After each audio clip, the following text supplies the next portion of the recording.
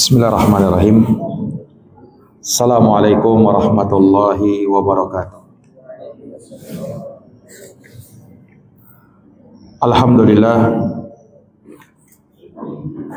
Alhamdulillahi rabbil alamin. Wa bihi nasta'inu ala umuri dunya waddin. Ashhadu an la ilaha illallah wahdahu la syarikalah. Ilahul awwalina wal akhirin. Wa ashhadu anna Muhammadan abduhu wa rasuluh as-sadiqul amin sallallahu alaihi wa ala alihi wa sahbihi wa man tabi'ahum bi ihsanin ila yaumiddin wa sallama tasliman katsira. Subhanaka la ilma lana illa ma 'allamtana innaka antal alimul hakim. Allahumma 'allimna ma yanfa'una wanfa'na bima 'allamtana wazidna ilman ya arhamar rahimin. Rabbi syrah li sadri wa yassir li amri wahlul 'uqdatan min lisani yafqahu qawli. Amma ba'd. Ikhwani fid din wa akhwati fillah, a'azzani Allah wa iyyakum. Alhamdulillah, pada malam hari ini dengan taufik dari Allah Subhanahu wa taala kembali kita dapat berkumpul di majelis ilmu untuk kita kembali melanjutkan pembahasan dari kitab Matan An-Nubdah di dalam fiqih madhab al-Imam Asy-Syafi'i rahimahullahu ta'ala, di mana kita masih dalam pembahasan kitabus shalah dan terakhir kita menyinggung tentang syurutu sihhatis shalah, syarat-syarat sahnya salat. Disebutkan oleh Syekh Abdurrahman rahimahullahu ta'ala ada 8 syarat sahnya salat. Dan yang terakhir kita singgung adalah wajtinabu al-manahi fis shalah wa hiyal aqlu wasyurbu wal harakat ats-tsalaats al-mutawaliyah ila akhiriha. Kata beliau, syarat yang ke-8 adalah menjauhi larangan-larangan di dalam salat. Dan ini sudah kita sebutkan berkaitan dengan pembatal-pembatal salat yang kalau dikerjakan bisa membatalkan salat. Karena perkara yang dilarang di dalam salat ada yang sifatnya makruh dan ada yang sifatnya diharamkan, yang kalau dikerjakan bisa membatalkan salat. Iya. Maka orang yang salat, di dalam salatnya dia perlu mengetahui apa saja perkara-perkara yang bisa membatalkan di dalam salat. Maka di sini Syekh Abdurrahman Al-Masyhur rahimahullahu taala menyebutkan beberapa hal yang membatalkan salat, dan insyaallah taala akan kita sempurnakan dari perkara-perkara yang membatalkan salat yang juga disebutkan oleh para ulama yang kita ambil dari madhab al-Imam Asy-Syafi'i. Hal yang pertama yang beliau sebutkan wahia al-aqlu wasyurbu, yaitu makan dan minum.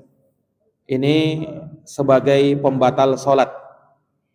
Dan telah kita sebutkan bahwa makan dan minum, entah dia betul-betul makan dan minum dan ini dilakukan dengan sengaja, jelas itu membatalkan salat. Demikian pula makanan dan minum yang sisa yang ada di dalam mulutnya dari sisa-sisa kecil makanan, kalau misalnya ada dan dia sengaja menelannya, maka itu membatalkan salat. Ya, demikian pula kalau misalnya dia minum minuman yang manis seperti susu, kemudian masih terasa rasa manisnya di langit-langit mulutnya misalnya, pada saat sholat kemudian dia telan, itu juga membatalkan sholat. Nah, yang tidak membatalkan sholat kalau hal tersebut dilakukan tidak dengan sengaja. Tetapi disebutkan di dalam madhab al-Imam Syafi'i bahwa makan yang tidak sengaja, yang tidak membatalkan sholat kalau itu makanan yang sedikit. Tapi kalau makanan yang banyak, maka itu bisa membatalkan sholat. Iya, karena dari sisi gerakan yang sudah banyak ketika dia mengunyah makanan, ditambah lagi itu adalah makan dan minum yang hakikatnya membatalkan sholat. Nah, ada demikian pula kata para ulama terkait dengan makan dan minum yang hanya perbuatan saja, yang hanya fiilnya saja, walaupun tidak ada yang masuk ke mulutnya berupa makanan atau minuman, tetapi ada gerakan di mulut, ya, ini seolah-olah dia mengunyah makanan, dia nyap-nyap kayak begini ya. Kemudian walaupun tidak ada makanan yang dia telan, itu juga di dalam madhab al-Imam Syafi'i, ya, kalau dilakukan dengan sering dan banyak, itu bisa membatalkan sholat. Itu juga bisa membatalkan sholat. Nah, ini ikhwani fiddin a'azani Allahu wa iyyakum. Iya, makanya telah warid di dalam hadis Nabi sallallahu alaihi wasallam, seseorang misalnya apabila dia minum susu, maka sebelum dia sholat dianjurkan untuk berkumur-kumur terlebih dahulu, karena pada air susu tersebut ada zat-zat yang bisa saja menempel di lidah atau di sekitaran mulut, yang mana kalau misalnya dia mau sholat dan itu terasa manis kemudian dia telan, itu bisa membatalkan sholat. Nah, semisal juga apa yang kita dapati pada hari ini misalnya seperti permen, ya, gula-gula, ya, kita isap, ya kan. Kemudian ketika hal tersebut, ya, selesai kita makan permen, kemudian kita sholat dan masih terasa manisnya itu, lalu kita telan, itu bisa membatalkan sholat. Apalagi permen yang punya warna dan rasa yang kuat, ya kan.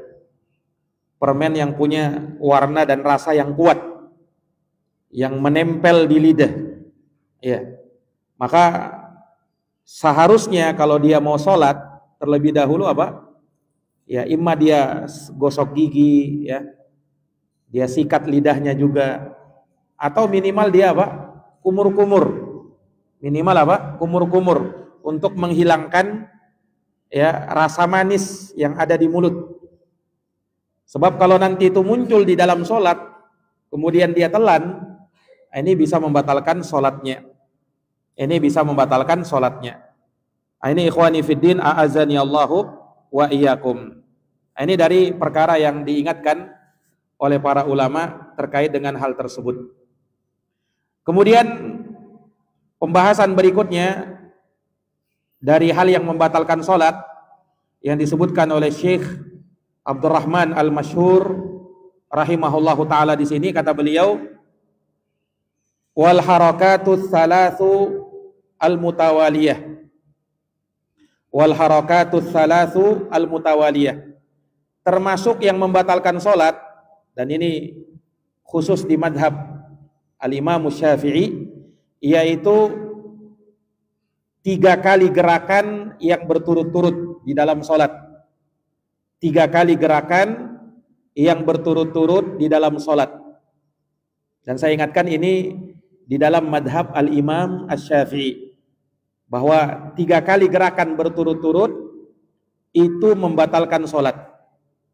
Nah, karena di dalam Al-Quran Allah Subhanahu wa ta'ala menyebutkan, ya, terkait dengan seseorang yang di dalam sholatnya dia mesti apa? Khusyuk di dalam sholat. Ya, makanya disebutkan di dalam Al-Quran, ya, Allah Subhanahu wa taala berfirman, "Hafidhu 'alas salawati was salatil wusta wa qumu lillahi qanitin." Syahidnya pada ayat wa qumu lillahi qanitin. Dan berdirilah karena Allah qanitin, dengan keadaan khusyuk, dalam keadaan khusyuk menghadap kepadanya. Ayat ini kata para ulama, selain di dalamnya terkandung larangan berbicara di dalam sholat, dan nanti akan kita sebutkan juga, tetapi makna kunut di dalam ayat ini juga bisa bermakna tidak melakukan gerakan-gerakan yang lebih di dalam sholat. Nah, sehingga gerakan yang banyak di dalam sholat, ya, ini bisa membatalkan sholat. Ini bisa membatalkan sholat. Dan di dalam madhab Syafi'i, bahwa sesuatu itu dinamakan banyak, gerakan banyak, kalau sudah 3 kali. Kalau sudah apa? 3 kali. Maka itu dinamakan gerakan yang banyak. Ya, dan di dalam bahasa Arab pun demikian, ya kan? Ya, kalau 1 itu masih mufrad, kalau 2 mutsanna, kalau sudah 3 lebih ke atas itu disebut dengan jamak, yang artinya banyak. Dari situlah sebagian ulama Syafi'iyah atau kebanyakan dari para ulama Syafi'iyah membuat batasan menjadi 3 kali gerakan ini. Nah, namun ikhwani wa akhwati fillah, a'azzani Allah wa iyyakum, ada terjadi kesalahpahaman, ya, sebagian orang ketika memahami batalnya sholat dengan 3 kali gerakan ini. Karena di dalam madhab al-Imam Syafi'i juga mereka tidak memutlakkan, artinya kalau dalam sholat sudah 3 kali gerakan mutlak batal, enggak gitu juga. Karena mereka menyebutkan ketentuan-ketentuan di dalam hal ini. Ini yang perlu diketahui. Ya, tidak langsung 3 kali gerakan di dalam sholat, dari takbiratul ihram sampai salam ada 3 kali berarti batal. Enggak begitu di dalam madhab al-Imam Syafi'i. Tetapi mereka menyebutkan syarat-syarat. Ya, menyebutkan syarat-syarat. Kalau kita berbicara di madhab yang lain, mereka tidak membatasi dengan 3 kali gerakan ini. Tapi berhubung kita belajar fikih madhab Syafi'i, ya kita perlu menyebutkan apa alasan ulama Syafi'iyah yang mengatakan 3 kali gerakan berturut-turut di dalam sholat membatalkan sholat. Apa maknanya? Supaya kita bisa paham. Karena sebagian orang yang mengaku bermadhab Syafi'i juga salah paham terhadap nas ulama Syafi'iyah yang mengatakan 3 kali gerakan berturut-turut di dalam sholat membatalkan sholat. Karena mereka menyebutkan quyud, ada syarat-syarat.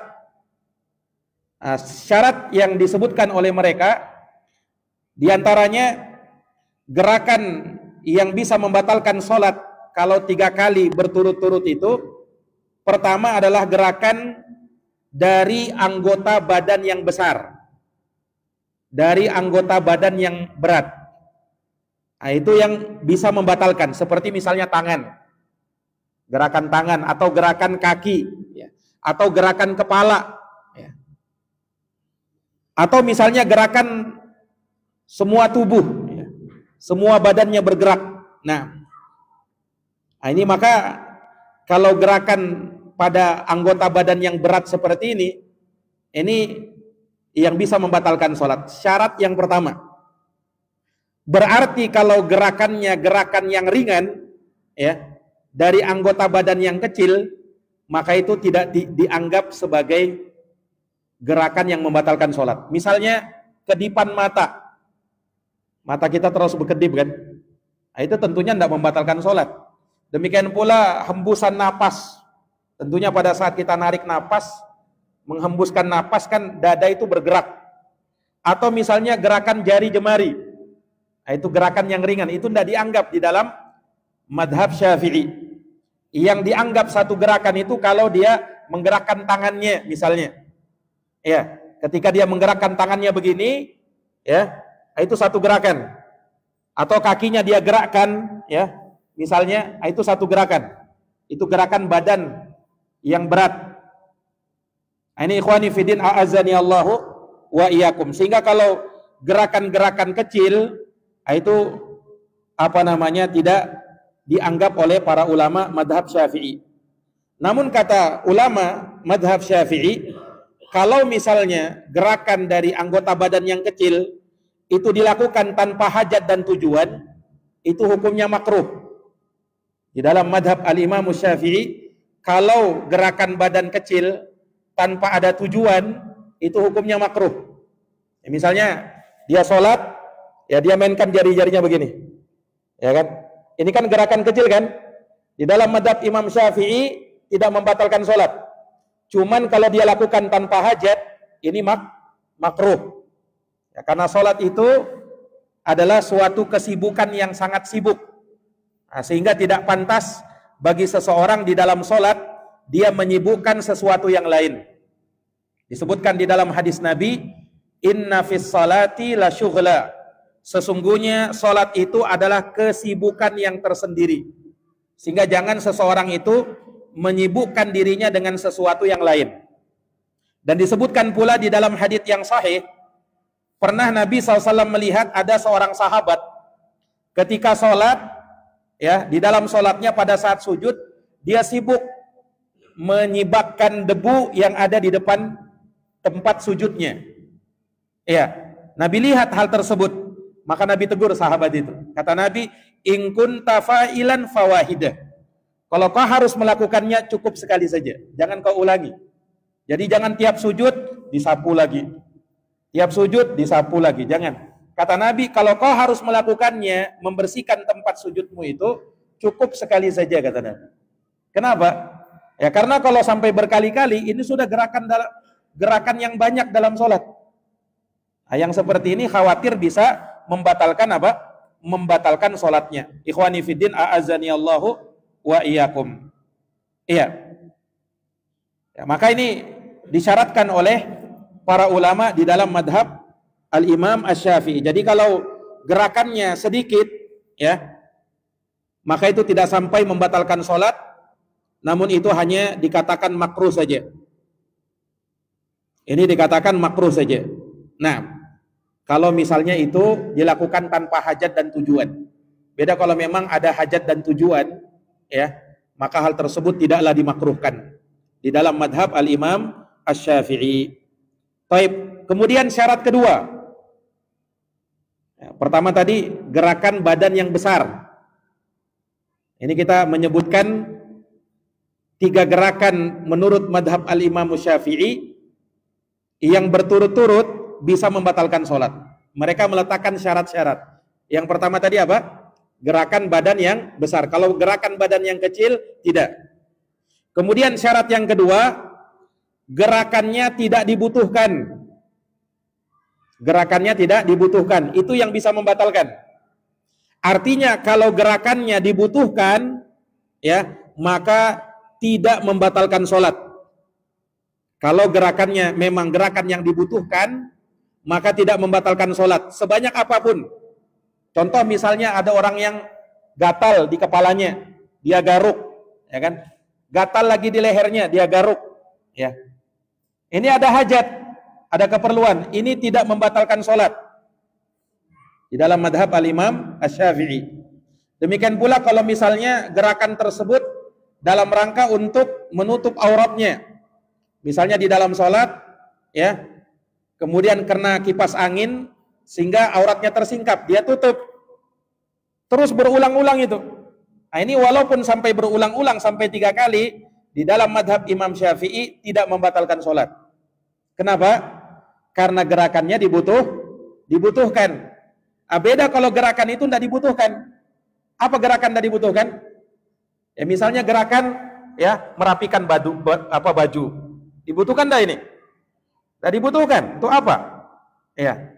Atau terkadang orang sholat tiba-tiba dia rapi-rapikan kopiahnya, ya. Kenapa enggak dari awal? Ya kan?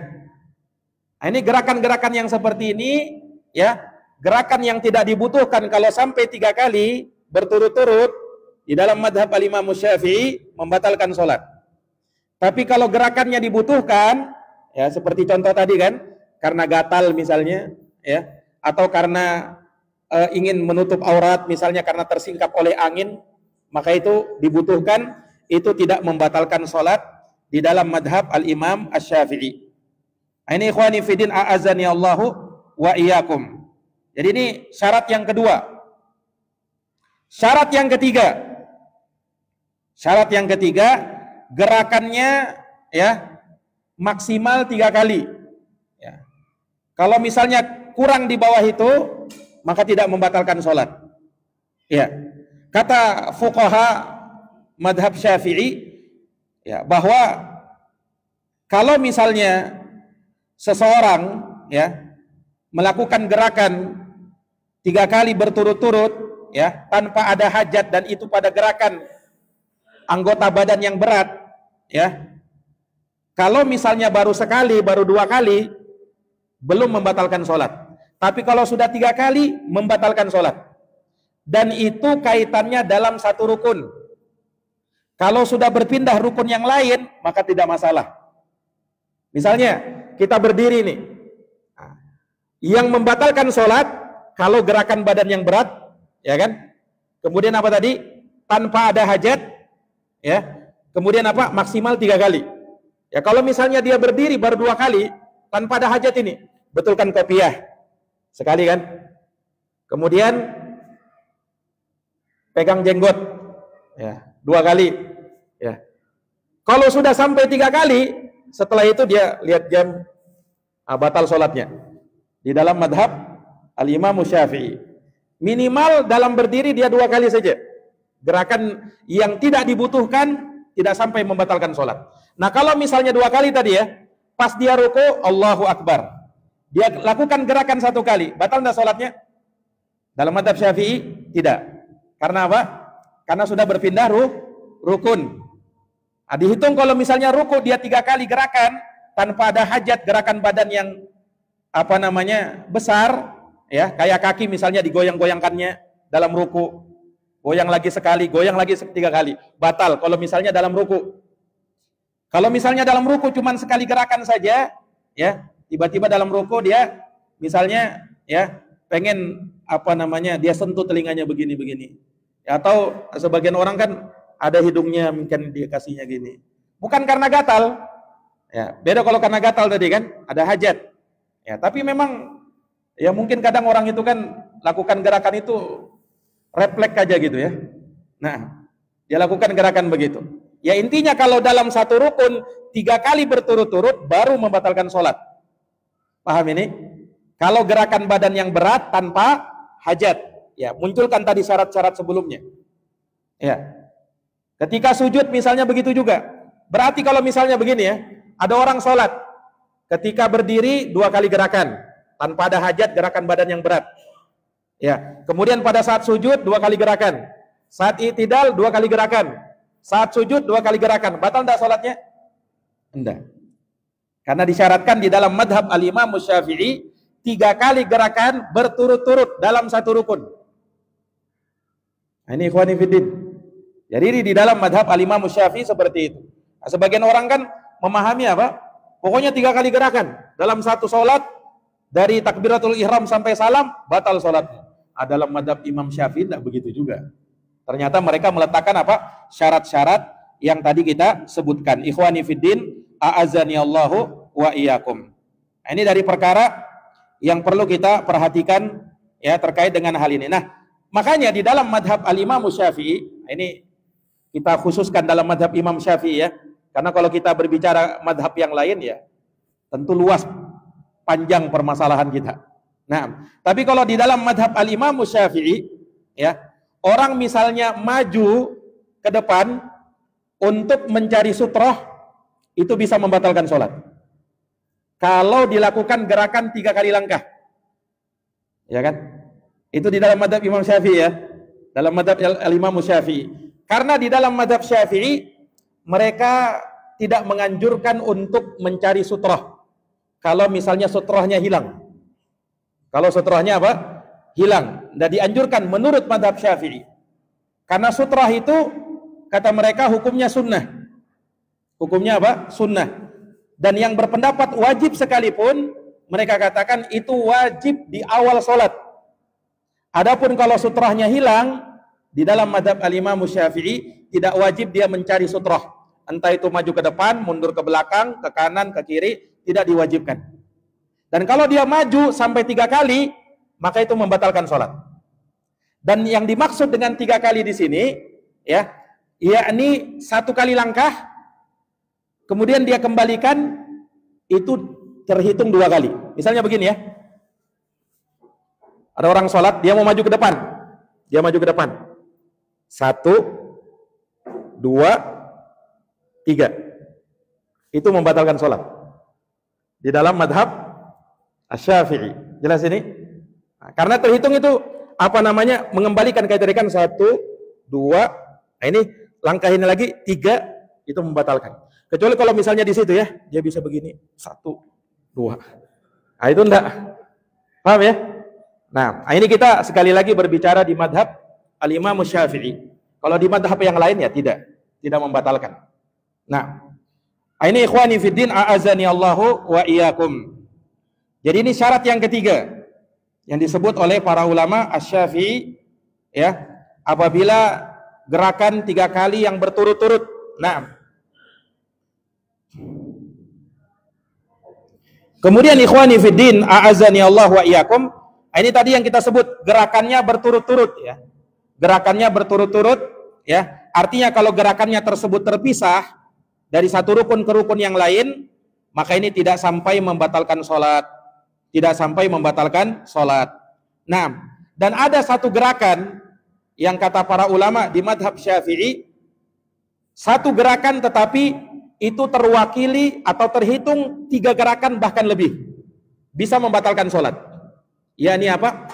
Kalau gerakan tersebut kata mereka harakatun fahisyah, gerakan yang sampai membuat semua tubuhnya bergerak, maka itu 1 kali saja sudah membatalkan sholat. Kalau dilakukan tanpa hajat, misalnya melompat, ya, tiba-tiba dia melompat. Nah, beda kalau ada hajat ya, misalnya dia kaget, ya, dia kaget ada ular di sampingnya lewat. Melompatlah dia, ya kan? Ini tidak membatalkan sholat, ya. Tapi tidak tahu kenapa dia, apa namanya, tiba-tiba mau melompat aja, tanpa ada hajat, ya, tanpa ada hajat, ya. Mungkin dia kebayang apa namanya ilmu silatnya mungkin kan, langsung dia lompat, ya. Ini tanpa ada hajat batal sholatnya di dalam madhab al-Imam Syafi'i. Jelas ini? Ini ikhwani fiddin, a'azani Allahu wa iyyakum. Ini syarat-syarat yang disebutkan oleh mereka. Jadi kita ingin jelaskan bahwa di dalam madhab al-Imam Syafi'i 3 kali gerakan yang berturut-turut membatalkan sholat itu tidak dipahami ya dari takbiratul ihram sampai salam 3 kali gerakan berarti batal, tidak begitu. Tapi mereka meletakkan syarat-syarat yang tadi kita sebutkan. Ini ikhwani fiddin, a'azani Allahu wa iyyakum. Iya. Maka ini dari perkara yang hendaknya diperhatikan ya, dari apa yang disebut oleh para ulama. Kemudian ya,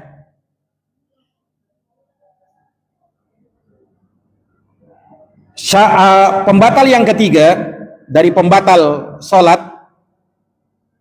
Jadi setelah yang pertama tadi apa? Makan dan minum. Yang kedua, gerakan 3 kali berturut-turut. Nah, saya ingatkan ya, kalau di madhab ulama lain, mereka tidak menjadikan patokan 3 kali. Tapi mereka menjadikan apa? Gerakan banyak. Itu yang membatalkan sholat.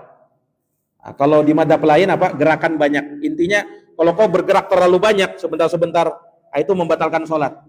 Tidak terbatas 3 kali, kata mereka. Jelas ya? Tidak terbatas 3 kali. Nah, ikhwani fiddin, a'azani Allah wa iyyakum. Sehingga, apa yang disebutkan oleh ulama madhab Syafi'i itu tidak bertentangan dengan hadits-hadits Rasulullah SAW yang beliau pernah melakukan sholat dalam banyak gerakan. Seperti sholatnya Nabi di atas mimbar, demikian pula sholatnya Nabi ketika menggendong Umamah. Itu tidak bertentangan dalam mazhab Syafi'i. Kenapa? Kenapa tidak bertentangan? Karena ada hajat dan keperluan. Makanya tidak dikatakan, oh ini berarti bertentangan dengan mazhab Imam Syafi'i. Asalnya tidak bertentangan menurut mazhab beliau. Karena itu gerakan ada hajat. Iya. Makanya Nabi SAW sholat di atas mimbar. Ketika Nabi berdiri di atas mimbar, ruku di atas mimbar. Pada saat sujud, Nabi mundur ke belakang. Itu kan gerakan itu. Tapi ada hajat, tidak mungkin Nabi sujudnya di mimbar, ya kan? Karena mimbarnya Nabi itu kan bertangga, tidak mungkin sujud di mimbar. Maka Nabi butuh untuk turun. Setelah itu Nabi naik lagi, ada hajat. Kenapa? Nabi ingin mengajari sahabatnya sholat, ya kan?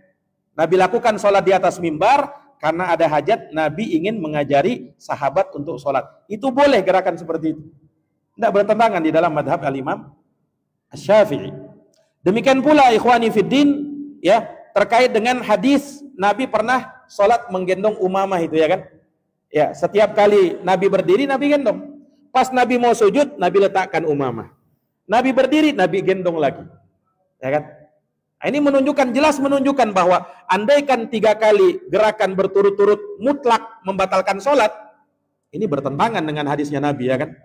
Nah, makanya di dalam madhab Syafi'i sendiri, mereka tidak mutlak langsung batal sholat, tetapi dengan syarat-syarat yang tadi kita sebutkan. Ini ikhwani fiddin, a'azzani Allahu wa iyyakum. Iya. Kemudian yang ketiga, dari hal yang membatalkan sholat, kata Syekh Abdurrahman rahimahullahu ta'ala, wal kalamu walau biharfaini bitanahnuhin au su'alin ma lam yu'dzar. Hal yang ketiga yang beliau sebutkan adalah berbicara. Hal yang juga membatalkan sholat adalah berbicara di dalam sholat. Nah, berbicara di dalam sholat, walau biharfaini, walaupun hanya dengan 2 huruf, ya, walaupun hanya dengan 2 huruf, ya, maka itu sudah membatalkan sholat. Baik dengan huruf yang dipahami atau dengan huruf yang tidak dipahami, atau dengan huruf yang tidak dipahami.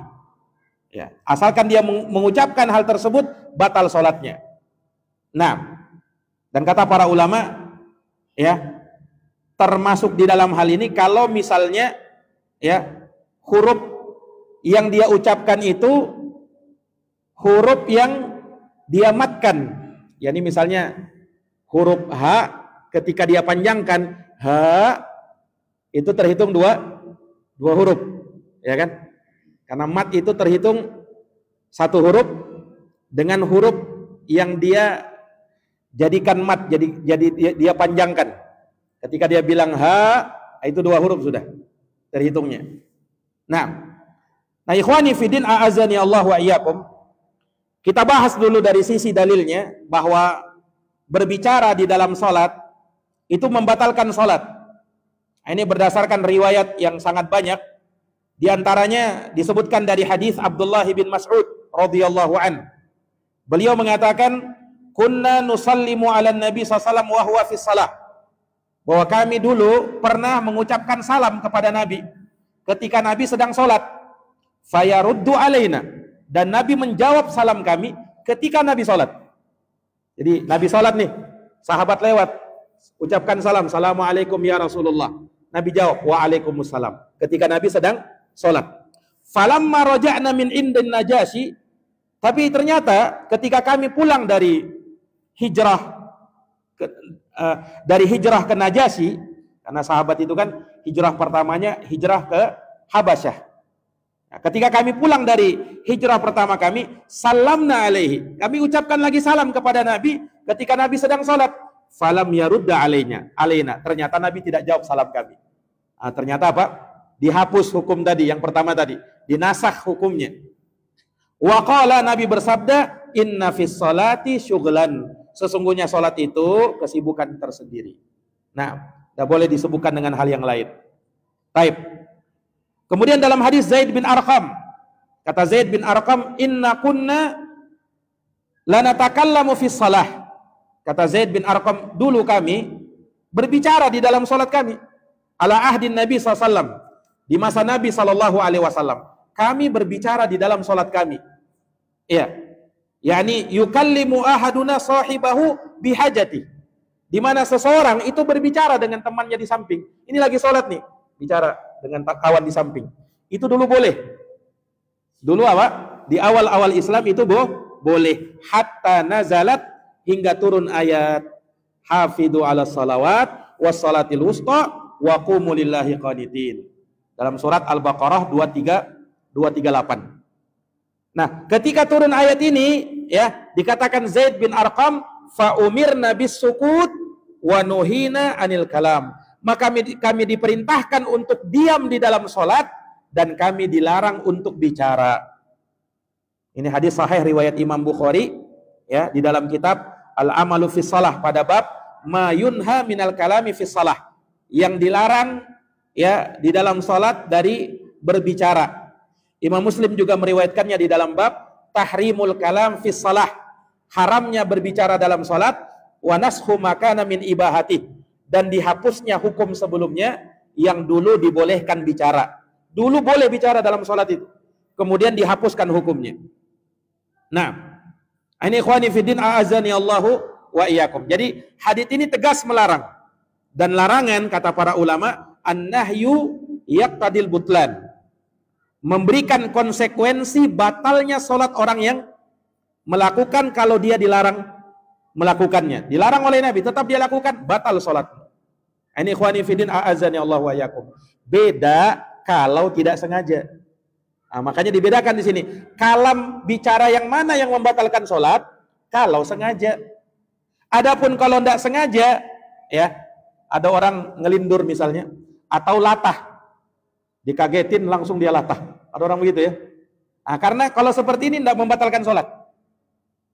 Karena kalamnya bukan biduni amdin, tidak disengaja. Bicara yang membatalkan sholat kalau disengaja. Ikhwani fiddin a'azani Allahu wa iyyakum.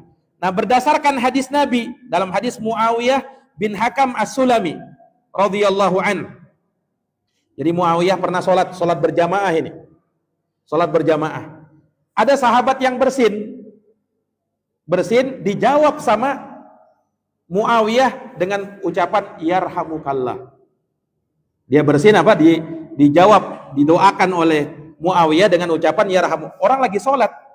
Nah, akhirnya orang pun melirik ke Muawiyah. Muawiyah dilirik seperti itu. Beliau langsung bilang, ada apa dengan kalian? Nah, ini lagi sholat ini. Ya, sampai akhirnya sholat itu gaduh. Ribut akhirnya orang sholat. Maka sahabat memukulkan dengan pahanya. Memukul dengan pahanya di dalam sholat. Ini juga kita sebutkan tadi ya. Ini gerakan apa? Gerakan ada hajat untuk mendiamkan orang ini, memberi isyarat. Akhirnya dia pun diam. Muawiyah tahu bahwa dia disuruh diam. Akhirnya dia pun apa? Dia pun diam. Selesai sholat, ya, maka Nabi SAW memanggil Muawiyah. Kata Nabi SAW, inna hadhihi salah la yasluhu fiha syai'un min kalamin nas. Sesungguhnya sholat ini tidak pantas ada di dalamnya pembicaraan manusia. Innama huwa tasbih wat takbir wa qiraatil Quran. Sesungguhnya salat ini hanyalah tasbih, takbir dan bacaan Al-Qur'an. Nah, berdasarkan hadis ini jelas bahwa jangankan bicara ya, mendoakan orang saja dalam salat enggak boleh. Ya kan? Apalagi sampai berbicara di dalam apa? Di dalam salat. Ini kan Muawiyah mendoakan ini. Nah, tetapi karena itu di dalam salat, maka hal tersebut dilarang oleh baginda Nabi sallallahu alaihi wasallam. Nah, ikhwani fiddin a'azani Allah wa iyyakum. Jadi sekali lagi, bicara di dalam sholat itu batal kalau dengan sengaja. Tapi kalau tidak sengaja atau lupa, maka tidak membatalkan sholat. Ini tidak membatalkan sholat. Nah, kalau misalnya dia dengan sengaja dua huruf saja, dia bilang dengan sengaja dia bicara begitu, batal sholatnya. Itu dua huruf ya. Ha itu karena ada huruf ha, kemudian dia matkan. Ya kan? Nah, Atau dengan huruf yang lain. Dengan huruf yang lain. Ikhwani fiddin, a'azani Allahu wa iyyakum. Makanya kata beliau di sini, bitanahnuhin. Demikian pula tidak boleh berdehem dengan sengaja. Kalau berdehem karena ada serak-serak di tenggorokan misalnya, atau gatal, ya kan? Tapi ini dia dehemnya ada maksudnya. Apa maksudnya? Sebagian orang berdehem ada maksudnya ya, mungkin imamnya kelamaan ini, ya kan? Ya tambah lagi. Ini membatalkan sholat. Ya. Di dalam madhab al-Imam Syafi'i itu apa? Membatalkan sholat, ikhwani fiddin. Taib, au su'alin, atau dia batuk malam yu'dar, selama tidak diberi udur. Artinya batuknya dibuat-buat. Kayak anak-anak itu ya. Kadang dia batuk-batuk ya kan. Kalau batunya memang betul-betul batuk ya, karena dia sakit atau ada sesuatu akhirnya dia batuk. Nah, ini tidak membatalkan sholat. Tapi ini batuk dengan apa sengaja, apa dia lakukan hal tersebut bukan karena tenggorokannya gatal atau karena apa. Dia buat-buat aja batu-batunya. Entah dengan dia memberi isyarat atau apa, itu membatalkan sholat. Itu membatalkan sholat. Tapi kalau batuknya tidak, maka insya Allah hal tersebut tidak membatalkan sholat, ikhwani fiddin, a'azani Allahu wa iyyakum. Nah ini beliau menyebutkan 3 pembatal sholat ya. Ikhwani fiddin, a'azani Allahu wa iyyakum. Sebenarnya di dalam madhab al-Imam Syafi'i ada 11 pembatal sholat. Cuman Syekh Abdurrahman di sini tidak menyebutkan semuanya. Secara ringkas kita sebutkan aja. Kita tambahkan tadi 3 kan. Yang keempat itu al-hadath. Yani hadas itu membatalkan sholat jelas. Baik hadas kecil maupun hadas besar. Ini tidak ada perbedaan para ulama. Batal sholatnya. Kemudian yang kelima, kena najis. Kena apa? Kena najis. Membatalkan sholat. Misalnya ya, pas kita sholat, jatuh tai cecak di tangan kita. Batal tidak sholat? Najis. Di dalam madhab Imam Syafi'i, semua kotoran itu najis. Di dalam madhab Imam Syafi'i, semua kotoran itu najis, termasuk kotoran hewan. Kalau kena di tangan, batalkan sholat. Karena itu apa namanya? Najis. Bisa membatalkan sholat. Makanya kalau kita sholat itu, perhatikan dulu tempat sholat kita. Kalau ada teh cecaknya misalnya, bersihkan dulu. Ini ikhwani fiddin. Kemudian, tadi yang berapa? Yang kelima. Yang keenam, tersingkapnya aurat. Nah, kata ulama tersingkapnya aurat ini kalau misalnya dia tahu tersingkap aurat dan dia tidak segera tutup. Nah, ini membatalkan sholat. Kalau misalnya tersingkap karena angin, segera dia tutup, itu tidak membatalkan sholat. Jelas ini? Ya, jadi kalau misalnya dia sholat nih, kemudian ada kipas angin menyingkap pakaiannya, tersingkap auratnya, dia segera tutup, maka itu tidak membatalkan sholat. Tapi kalau misalnya dia sholat, tersingkap pakaiannya, sehingga auratnya tersingkap, dia biarkan aja, membatalkan sholat. Tapi kalau segera dia tutup, maka itu tidak membatalkan sholat. Jelas ini? Yang keberapa berikutnya? Yang ketujuh, taghyirun niyah. Merubah niat. Itu membatalkan sholat. Misalnya dia dari sholat fardu ini, tiba-tiba di tengah, saya mau rubah jadi sholat sunnah deh. Ya, misalnya. Atau dari sholat sunnah dia mau rubah jadi sholat wajib. Itu membatalkan sholat. Atau dia merubah niatnya, dia ingin keluar dari sholat. Ya, misalnya dia sholat nih, kemudian dia pengen keluar ini, saya mau batalkan nih, saya mau keluar gini. Nah, tanpa dia batalkan, maka sudah batal sholatnya.